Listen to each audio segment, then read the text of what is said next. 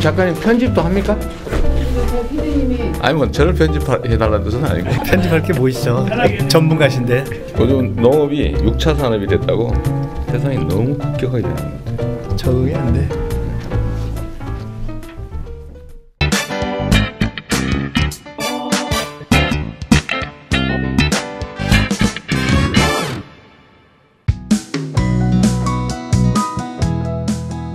안녕하십니까. 민주연의 공부하는 대담 민주공대 김민석 다시 오늘 인사드립니다. 오늘 주제는 지방자치입니다. 지방선거가 이제 얼마 남지 않았고요. 대통령께서도 내년 개헌을 말씀하시면서 지방분권 이것이 핵심이다 이런 말씀을 하시면서 지방자치에 대한 관심이 굉장히 높아지고 있습니다. 민주공대 이제 4회째를 맞이하고 있는데 그간에도 아주 훌륭한 분들을 모셨지만 오늘은 더불어민주당에서 자랑스러워하는 스타이시면서 최초로 대선주자급 인터뷰 1을 저희가 모셨습니다.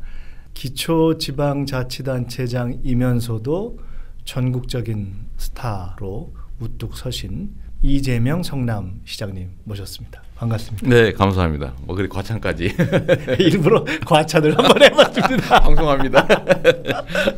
아니 조금 전에 저희가 시작할 때 박원순 시장님 여기 안 계셔서 조금 죄송하긴 한데 이 박 시장님이 농사를 더 잘 짓냐 우리 이 시장님이 농사를 더 잘 짓냐 얘기를 하다가 두 분 다 농사를 잘 짓는 것은 분명하나 농사 지은 것을 파는 것만큼은 이 시장님이 더 잘 파는 것 같다에 대해서 저희가 대략 공감대를 형성했기 때문에 어떻습니까? 대선 후보에도 출마를 하셨고 최근에는 예능 프로로 확 또 뜨셨는데 뭐가 더 대중성 인기에 도움이 되신 것 같아요?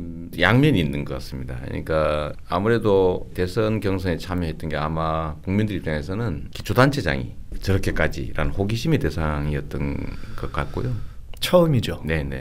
인지도 저런 사람이 있구나 이렇게 알게 된 게 대선 경선이었다면 그 후에 예능 프로 출연한 다음에는 그 뭐 재미있는 가까운 사람이네 이런 호감도가 많이 올라간 것 같습니다. 편하게 느끼는. 네, 그래서 지금은 어딜 가면 탤런트나 대선 경선 때까지는 너무 뚫달린 이재명에서 네네, 이제는 편안한 이재명으로. 뭐 엉덩이 두드러지고 싶은. 사모님이 더 뜬 거 아니에요? 그 얘기는 안 해줬으면 좋겠어요.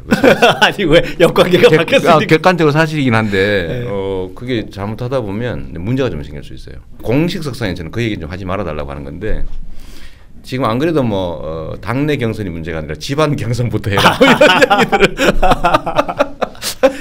아니, 지난 대선 경선 때 제가 그 행사장에서도 우연히 사모님 옆자리 한번 말씀드렸을 겁니다. 옆자리에 앉은 기회가 한두 번 있었는데 굉장히 해맑게 그 경선이라는 현장을 아주 즐기시는 모습을 제가 봐서 티가 없이 맑으시다 이런 느낌을 제가 받았던 적이 있는데 그런 것이 그냥 전달이 된 거 아닌가 하는 생각이 들어요. 사실은 그 제작진들이 경선 때 쫓아다녔다고 하네요.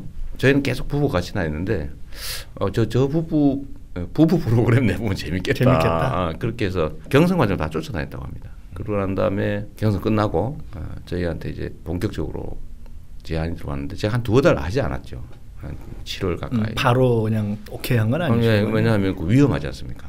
예능 프로 중에서도 리얼리티 프로그램인데 24시간, 48시간 막 카메라 수십 대 설치해놓고 그중에 재밌는 요소만 뽑아내는 거니까 본질이 다 드러나죠. 사실 되게 두려웠는데 결국은 뭐 도박하는 심정으로 이재명답게 그렇습니다. 결단을 딱 하셨네.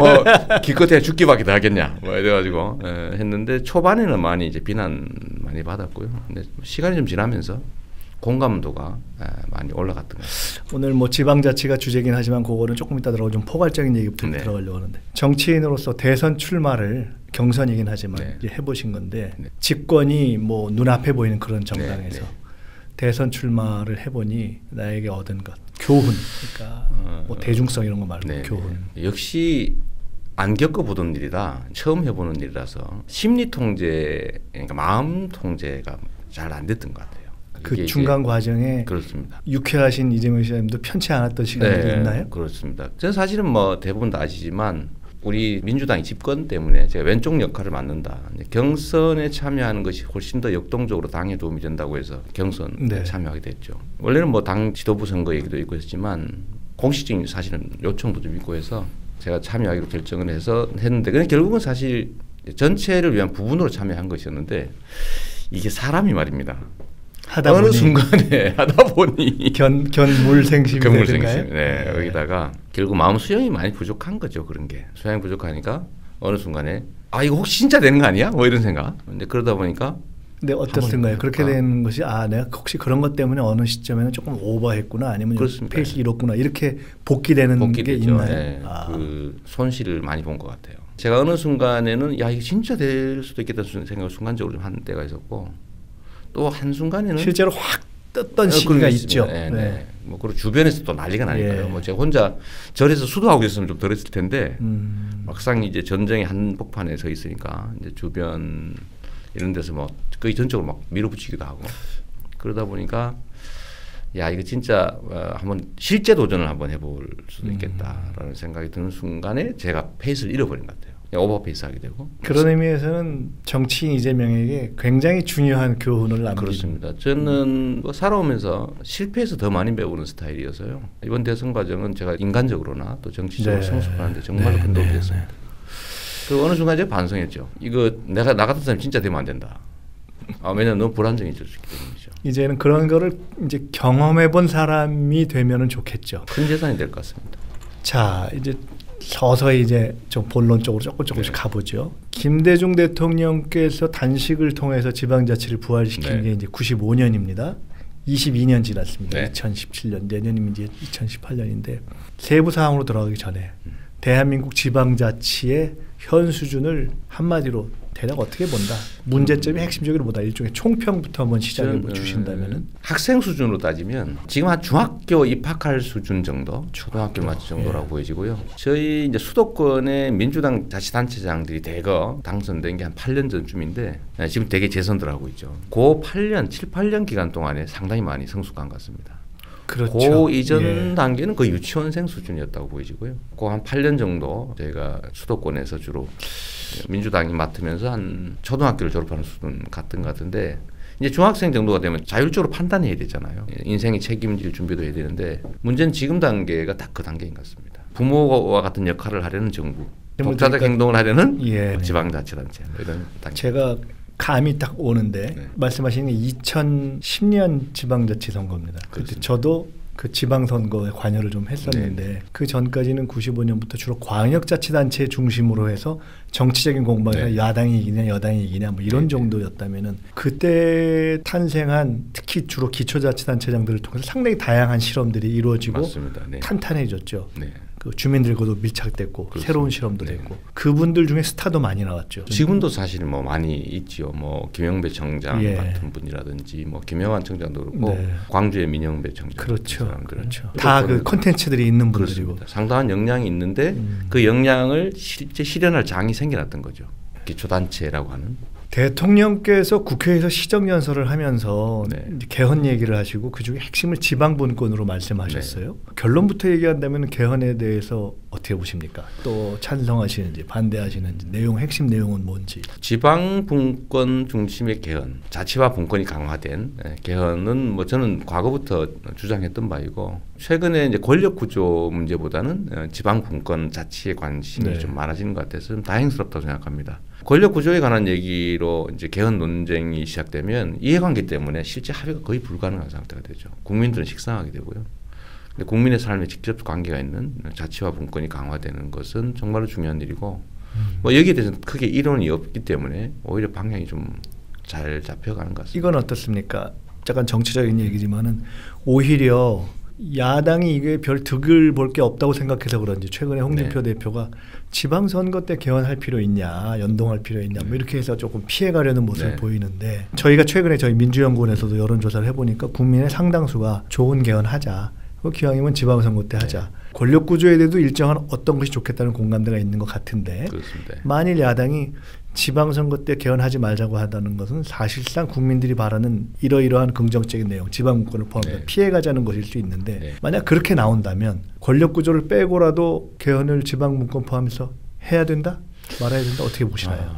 선택지가 너무 많아서 사실은 그렇게 단순하게 결정하기는 어렵지만 권력 구조 문제는 저는 합의가 거의 불가능할 거라고 봅니다. 예. 왜냐하면 홍준표 대표를 중심으로 한 소위 이제 자유한국당 저희는 상당히 구체제의 유물이라고 저는 보는 건데 이 세력들의 특성이 합리적 경쟁을 하는 게 아니라 불합리한 경쟁 속에 살아왔던 분들이어서 합리적 경쟁 체제를 만들 생각이 별로 없습니다. 예를 들면 선거구제 개혁을 통해서 국민의 그렇죠. 예를 들면 주권 의지가 제대로 반영되는 시스템을 만들면 손해보지 않습니까? 왜냐하면 불공정한 구조에서 득을 봐왔으니까요. 개헌 문제도 마찬가지로 개헌 이후에 자신들의 예를 들면 입지가 좀 강화될 수 있다고 하면 동의하겠지만 이게 합리적 구조로 바뀌면 손해본다는 생각을 하니까 안 하려고 하는 것 같아요. 그런 상태라면 지방분권 개헌이라도 합의될 수 있다면 하는 게 좋다고 생각하는데 저는 그조차도 동의하지 않을 거라고 자기들에게 봅니다. 득이 안 된다고 생각하니까 뭐 굳이 할 필요 있겠냐 이렇게 보죠. 지방분권이 강화되면 그 사회의 시민의식, 소위 이제 주권자들의 민주의식이 높아질 수밖에 없고 그렇게 되면 불합리한 구조에 기생했던 소수 기득권 세력들은 자신들로서는 손실이기 때문에 잘 동의하지 않으려고 하죠. 지방자치의 세부 사항으로 들어가기 전에 어디선가 그런 말씀을 하셨어요. 제2의 최순실 사태를 막기 위해서도 지방분권이 심화되는 것이 좋다. 성남에서 그런 말씀을 예, 하신 것 같은데 그게 어떤 뜻일까요? 분권이 중앙 권력의 부패를 방지하는 데도 도움이 될 수 있다. 이걸 어떻게 설명할 수 있습니까? 정치학 교과서에 그런 얘기가 있다고 하죠. 절대 권력은 절대 부패한다.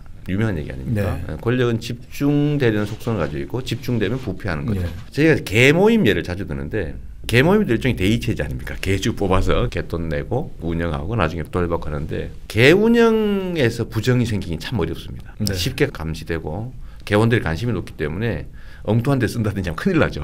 바로 책임을 물을 수 있죠. 바로 해임하죠. 근데 국가라고 하는 큰 단위가 되면 느낌이 없어져요. 너무 멀고 너무 크고 그다음에 구성원 개개인 입장에서는 무력감을 느끼죠. 내가 뭘 할 수 있겠냐. 5천만 명에 한 명에 불과한데 이런 무력감과 열패감 때문에 관심이 떨어지거든요. 그게 바로 이제 권력이 남용될 여지를 만들어주는 거죠.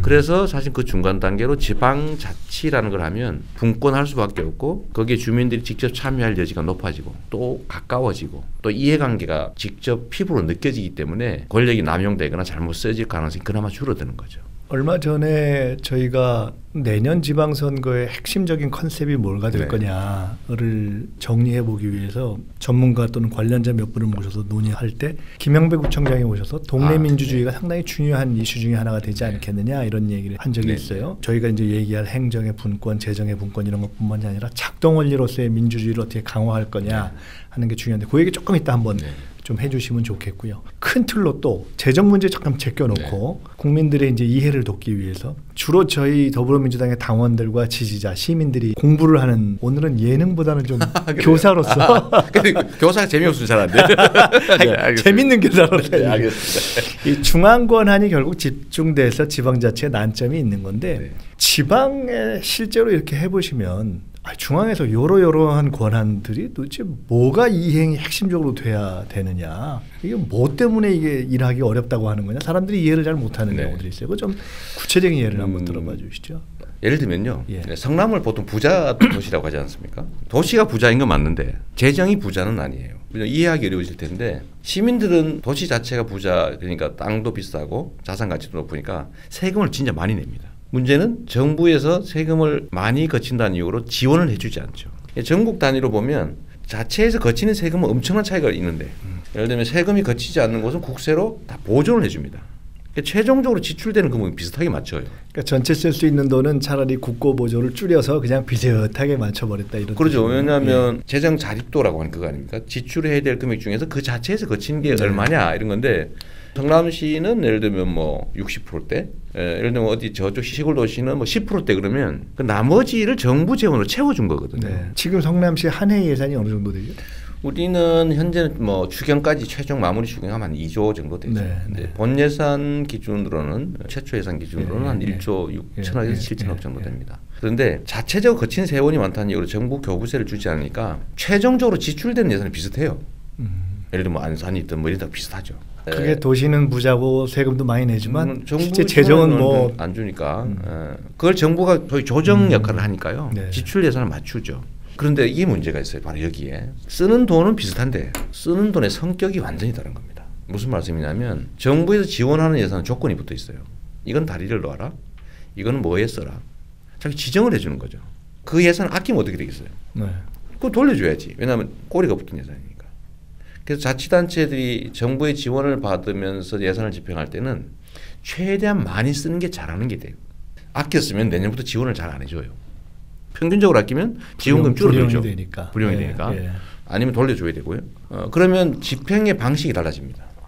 그런 돈은 주는 대로 최대한 많이 쓰고 더 많이 받기 위해서 더 많이 써야 돼요. 그런데 예를 들면 정부의 지원이 없는 예산은 그냥 알토란 같은 거죠. 아끼면 딴 데 쓸 수 있어요. 자치단체장 입장에서는 소위 표를 얻기 위해서 정치하는 거 아닙니까? 그게 대의제의 본질이거든요. 그러니까 주민들한테 많이 혜택을 주면 표가 오니까 최대한 아껴 쓰게 됩니다. 아껴 쓰고 그거를 예를 들면 새로운 복지 예산으로 전환하죠. 자율적으로 쓰기도 하지만 그게 지혜롭게 쓴 것이 그렇죠. 된다 이거죠. 그래서 제가 자주 예를 드는 것이 두 명에게 돈을 1,000만 원씩 주면서 당신은 이런 용도에 쓰고 남은 건 돌려주세요 했을 경우하고 당신은 이런 용도에 쓰세요가 아니라 어쨌든 최선을 다해 잘 쓰시고 나머지는 본인이 가지세요 했을 경우에 얼마나 아껴서 잘 쓸까, 누가 더 잘 쓸까, 결론은 뻔하죠.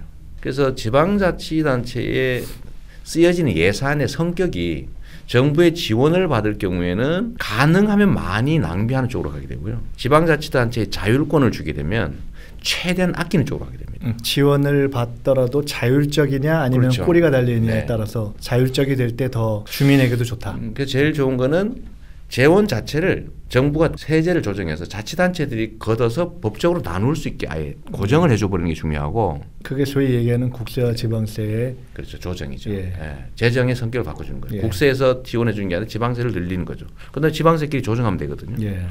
두 번째는 정부의 개입 정도를 최소화하는 게 오히려 예산 집행의 효율성을 높인다.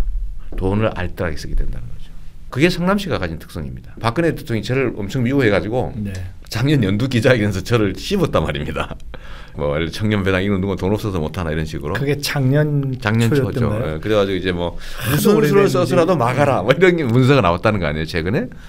정부에서 그렇게 지시했다. 근데 그렇게 하지만 저희는 그 얘기를 불복할 수 있죠. 왜냐하면 정부가 제재할 길이 없어요.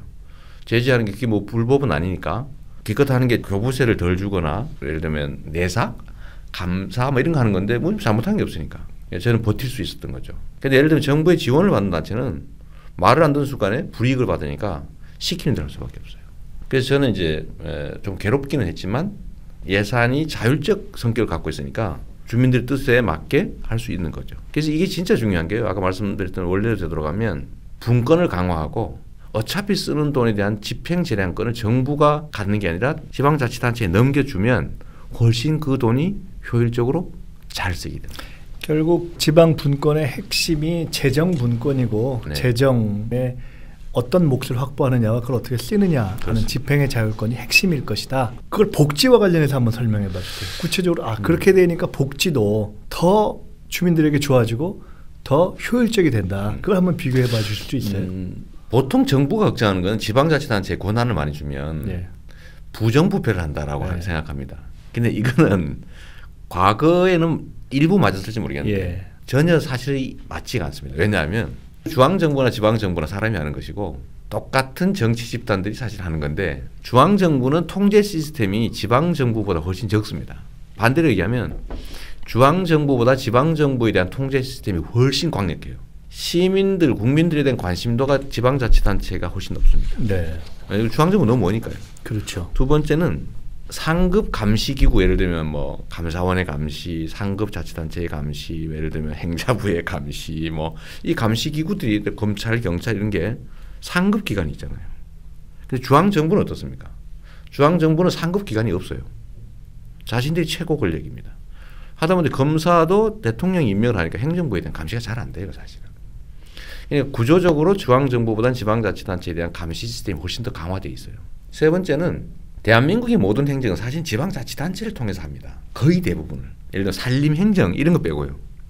그것도 사실 지방자치단체에 넘겨야 되는데 해양행정이라든지 뭐 국방, 외교 이런 것들 빼고는 거의 모든 국민의 복지와 삶에 관한 건 지방자치단체를 통해서 집행을 해요. 위임의 형식을 통해서라도 위임이든 네. 뭐 보조금 형태든 뭐든지 하다못해 이번에 아동수당을 신설하지만 그것도 역시 지방자치단체를 네. 통해서 집행하죠.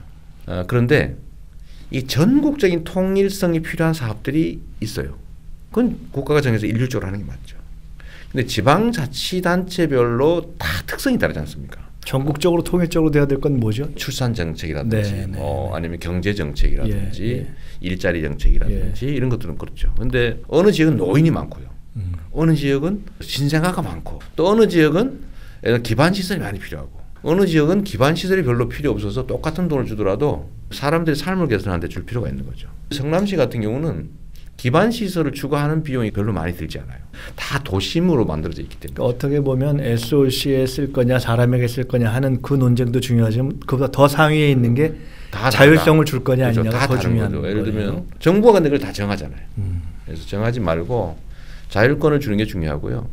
또 한 가지 이런 게 있습니다. 이 자율권을 줘야 지방자치단체들이 민주주의를 실제로 실험하고 체험할 수 있어요. 민주주의라고 하는 건 우리 공동체에 있어서 제일 중요한 가치를 실현한 시스템인데 사람들은 그걸 잘 느낄 수가 없어요. 중앙정부에 관한 거라면 뭐 한 2년에 한 번씩 투표하는 게 다지 않습니까? 그 투표가 끝나면 아무것도 아니죠. 선거 기간은 주인 같은데 선거 기간만 지나면 지배 대상이죠. 김무성 대표 같은 분이 복지 많이 하면 국민 게을러진다 이런 소리 하는 거죠. 국민 나태해진다. 국민을 지배 대상으로 보는 거잖아요.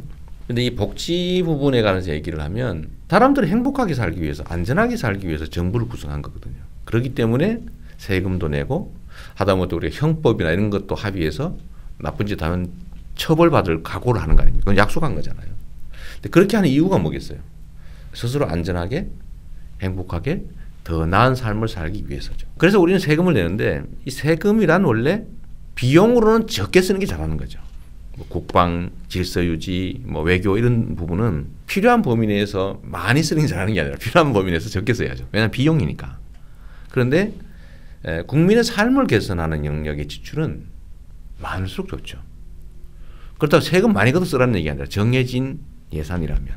복지라고 하는 게 국민의 삶을 개선하는 영역인데 비용보다 이 복지 지출을 늘리는 게 잘하는 겁니다. 사실은. 왜냐하면 국민들이 그거 하자고 세금을 낸 거니까요. 일부에서는 국민들이 낸 세금은 많이 써서 없애는 게 잘하는 거라고 하는 사람도 있어요. 왜 국민들한테 그걸 돌려주느냐. 국민들한테 돌려주면 버릇 나빠진다. 이런 얘기하는 사람이 있죠. 그건 민주주의를 부인하는 행위거든요. 주권자가 누구냐. 납세의 주체가 누구냐. 납세는 왜 하는가. 이런 질문에 대해서 지배자들을 위해서 하는 거라는 생각을 하는 사람들이 그런 말을 하는 거죠.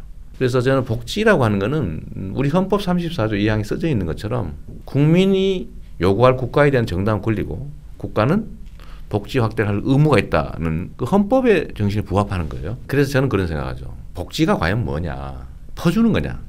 써서 없애는 낭비냐. 저는 그게 아니라고 보죠. 최근에 4차 산업혁명 얘기 자주 하지 않습니까? 이 4차 산업혁명 얘기가 되면서 지금 현재 있는 불평등, 네. 격차, 저성장, 유효 수요 부족, 그냥 구매력 부족.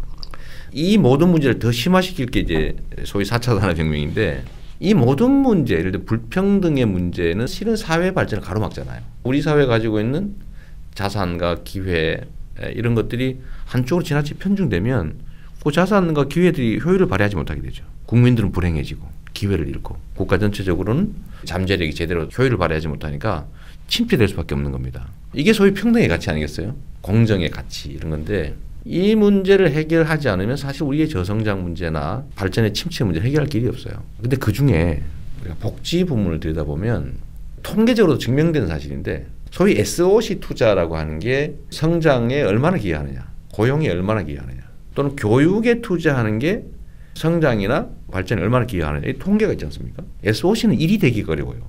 투자한 만큼도 나오기 어려운 게 SOC죠. 그런데 교육 투자들은 되게 3, 4배 정도 효율이 있다고 보통 나오지 않습니까? 나오죠, 통계가. 네. 우리가 일반적으로 얘기하는 것처럼 SOC에 쓰는 돈은 투자고 국민들의 삶을 개선하는 복지는 낭비나 소비다. 이렇게 생각하는 게 사실이 아닌 거죠. 복지를 늘려야 경제 순환이 실제로 이루어집니다. 중간에 말씀을 듣다가 이 얘기를 나중에 하기로 했는데 지금 한번 다시 해보는 게 좋겠다 네. 생각이 든 것이 분권하고 재정을 하면서 지방자치라는 것이 민주주의의 경험에 도움이 된다라고 네, 말씀을 하셨던 네. 말씀이에요.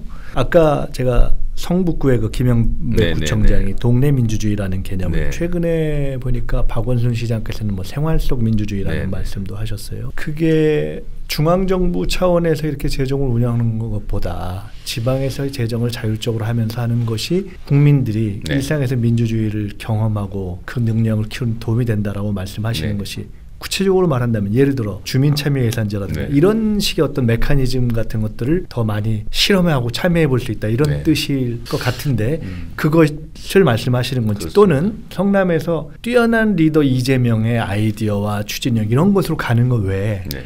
성남 주민들 일반의 어떤 네. 민주주의적 역량, 참여 예. 이것이 작동 원리로 더 많이 될 수 있도록 기여하시는 그런 어떤 예를 들 수 있나요? 우리 사회도 매우 이제 그 유기체적 발전을 예. 해 나가야 됩니다. 예를 들면 사람하고 사회의 공동체는 똑같은 거거든요. 사람도 예를 들면 머리도 똑똑해야 되고 심장은 강해야 되고 손발은 튼튼해야 되거든요. 그런데 이 각 부문들이 제대로 작동하지 않으면 정상적인 사람이 못 되는 거죠. 저는 정부 체제도 마찬가지라고 생각합니다. 예를 들면 전체를 통할하는 중앙정부, 각 부문들이 살아 움직이는 네. 유기체 같은 지방자치단체, 그 지방자치단체 안에서도 예를 들면 읍면동 조직의 주민자치 조직들, 또 각 부문별로 살아 움직이는 국민 주민들의 모임 이런 것들이 자기들 목소리를 내주는 거죠. 우리는 지금까지는 국민 개개인데 정부만 있었어요. 국민 개개인들은 너무 취약하죠. 근데 이제는 국민들이 연대할 수 있는 상황이 됐습니다. 영역은 다양하죠. 지역을 기반으로 한 것, 네. 기호를 중심으로 한 것, 또는 활동 영역을 중심으로 한 이런 것들이 있을 수 있는데 그 각 부문들이 살아 움직이면서 그 각 부문들에 대한 얘기들, 그러니까 요구들을 자연스럽게 얘기할 수 있게 돼야 돼요. 그럼 그 사회 전체가 역동적이 되죠. 그게 아마 동네 민주주의 얘기라고 저는 생각합니다. 성남 시민들이 야 우리 동네 시장 잘 뽑아놔서 시장이 똑똑해서 알아서 우리 거 다 해결해 주더라. 요거 외에 야 우리는 시장이 뽑히고 시스템에 바뀌어서 우리가 직접 참여할 수 있고 네. 우리 의견을 직접 반영할 수 있고 우리가 더 민주적으로 우리가 네. 주인이 됐다. 이렇게 해도 더 느끼게 됐을까요? 그럼요. 이게 이제 저는 이 부분에 대해서 예를 들면 주민들이 자발적으로 시정에 관심 예. 갖고 참여할 수 있는 기회를 늘리려고 참 많이 노력했죠. 제가 제일 첫 번째로 한 게 반상회를 주민 제안의 날로 바꾼 거예요. 아, 이름이 주민 제안회가 네. 됐습니까 이제? 바꿨어요, 제가. 바꿨어요. 반상회를 없애버렸죠. 하기 싫으면 하지 마라. 예. 그리고 반상회라는 이름이 아니라 가능하면 행정 조직들이 제안을 해서 동장도 나가고 과장도 나가고 나가면서 그날은 주민 제안을 받는 날로. 사실은 반상회가 저희도 어릴 때 생각나지만은 매번 나가야 되고 안 나가면 없으면 벌금 누구 내고. 한 사람 또 딴 사람 나가야 되고 안 나가면 벌금 내야 되고 하니까. 굉장히 그런 아주 기계적이고 그렇죠. 그런 그리고 것인데 일방적으로 홍보물 받고 하달리고 네, 근데 만약 그게 역동적인 그런 모임의 장이 된다면 사실은 어마어마한 거죠. 힘이 될 수 있는 거죠. 훈련이나 아니면 연습이 아직 좀 덜 돼서 잘 안 되긴 한데 네. 그래서 제가 기본적으로 바꿨죠. 왜냐하면 이거 관치 아닙니까? 네. 홍보물 주고 모여라. 예. 벌금 낸다. 그래서 제가 다 못하게 하고 주민 제안의 날로 바꿔서 지금도 계속 하고 있어요. 현안이 있는 동네는 잘 됩니다. 할 말이 많으니까요. 많이 모입니까? 잘 되는 데는 또 잘 돼요. 근데 안 되는 데 아예 안 되고. 의무는 아니다 이렇게 지금 하셨다. 그렇습니다. 그렇죠? 의무적으로 하면 그건 뭐 똑같은 관치니까요. 또 한 가지는 주민들한테 예산을 제한할 권한을 줬죠. 성남시는 전국에서 유일하게 주민 참여 예산 조례가 통과되지 않은 곳이에요. 의회에서 계속 반대해가지고. 지금 유일합니까? 유일합니다. 이거 창피한 일이에요.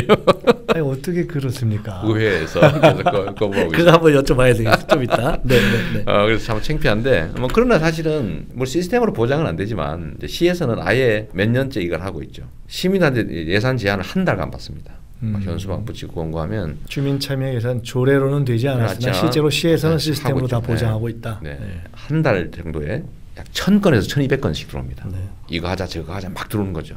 그럼 저희가 이제 심사위원회를 주민들하고 같이 만들어서 경선도 하고 그래요. 1등 뽑아서 상금도 주고 그러죠. 아 그래요. 네, 3등까지 상금 주고 뭐 5, 모여서 박수 치고 근데 재밌어 하죠. 그리고 그 중에서 보면 몇백억 정도씩 예산이 실제 반영이 됩니다. 근데 우리는 시민들이 원하는 걸 해줘야 표가 올라가잖아요. 제가 아주 유명한 포퓰리스트 아닙니까? 내놓고 얘기하는. 저는 포퓰리즘이 나쁜 게 아니라고 보는 사람이니까요. 예. 우리나라에 쓰는 의미의 포퓰리즘은 나쁜 거지만 원래 정치의 본질이라는 의미에서 그렇죠. 보면 엘리트주의에 반하는 민의 대중의 의사가 반영되는 거니까. 정치 체제 포퓰리즘 아닙니까? 근데 우리나라에서 이게 잘못 악용되고 있는 네. 거긴 하지만 여하튼 주민들의 표를 즉 지지를 획득하기 위해서는 주민들이 원하는 걸 해야 되잖아요. 그러니까 주민들이 원하는 거를 최대한 많이 표현하게 하는 거죠. 그래서 제안도 받고 또 하나는 어떤 걸 하냐면 제가 동장들한테 경쟁을 시켰는데 민원을 많이 발굴하면 제가 인센티브를 줍니다. 해결하라는 게 아니에요. 동네 주민들이 뭘 원하는지를 최대한 많이 찾아와라. 그러면 그 동장의 인센티브라는 것이 뭐 승진을 한다든지 뭐 빨리 보내준다든지 경청을 얼마나 하느냐 쪽으로 바뀌겠네요. 그렇죠. 그 찾아다니는 거죠. 예. 이 동네의 민원이 뭐가 있나. 주민들이 원하는 게 뭔가를 써서 보고하면 건수를 발품을 많이 판 사람에게 노력상을 주는 거네요. 그렇죠. 이제 발품의 종류도 선전이 아니라 듣는 뭘 원하는지. 저는 민원을 다르게 평가했던 거예요. 민원을 시민들이 원하는 귀찮은 일이 아니라 바로 시민들이 주는 기회다. 왜냐하면 민원을 해결해 주면 좋아할 거 아닙니까? 일을 할 수 있는 기회가 생긴 그렇죠. 것이다. 어차피 우리는 하는 일인데 그래서 제가 민원을 막 수집하러 다니기도 하고 경쟁을 시켰는데 결국 그게 상당히 주요했어요. 그러니까 저도 사실 득을 많이 봤는데 성남 시정 만족도가 80.6%인데 지금 올해 조사한 거가 그중에 만족도가 제일 높은 게 행정의 속도입니다. 속도? 네네. 트위터로인가 하여간 뭔가 제안한 걸 바로 그것이 뭐 두세 시간 안에 바로 처리하죠. 네. 왜냐하면 우리 시스템을 그렇게 만들어놨거든요. 제안하면 보고하고 결제할 필요 없이 바로 집행해라. 그리고 그 결과도 트위터에 알려줘라. 그래서 사람들이 보는 거죠. 출근할 때 도로가 어디 파졌습니다, 뭐 깨졌습니다 하면 오후에 퇴근할 때 싹 고쳐줘요. 아, 보고하고 할 필요도 없이. 네. 그러니까 그 행정 내부에서의 상하의 자율의 수준도 상당히 없어버린 거죠. 그리고 그건 그대로 통계를 잡으면 되니까요. 그것이 속도를 높였네요. 그렇죠. 그래서 주민의 참여 기회를 높이는 게 정치적 정당성 또는 지지율을 제고하는 데 크게 도움이 됩니다. 네. 그리고 시민들이 자부심을 갖게 되죠. 자기 것 같은 생각을 하는 거예요. 전에는 부탁하는 관계였잖아요. 좀 민원 그러면 좀 해주면 좋겠는데 가 아니라 이제는 이거 해라 이렇게 얘기할 수 있어요. 그 중간에 잠깐만 지금 깨알 자랑을 하시는데 한번 좀 시비를 한번 걸어야 되겠어요. 아니 그 저는 그 전국에서 유일하게 통과가 안 됐다는 거는 오늘 처음 알았습니다. 네네.